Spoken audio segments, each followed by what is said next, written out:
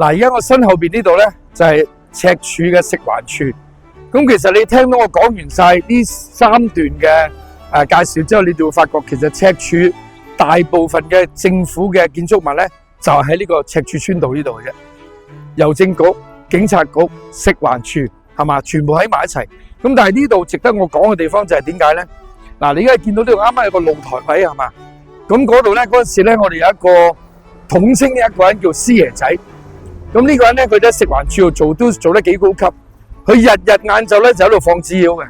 如果風勢啱咧，佢就個紙鷂放出去。當然而家個建築物以前冇㗎，佢咧就係喺赤柱放紙鷂咧最落本嘅。而當時我哋放紙鷂個目標就係要戒斷佢嘅紙鷂嘅。呢個就係師爺仔。我所以點解要特登喺呢度講，就係想介紹呢個師爺仔嘅啫。嗱，我身後邊呢度咧，當然啦就係香港即係赤柱嘅巴士總站。咁呢度一路冇變過嘅，一路以嚟咧6號以前我哋咧得6號車啦、9號車啦，同埋9號車6號同14號車嘅啫。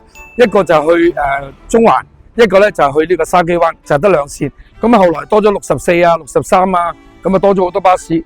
咁以前一路咧我哋翻學咧，全部都喺呢度搭車翻去嘅。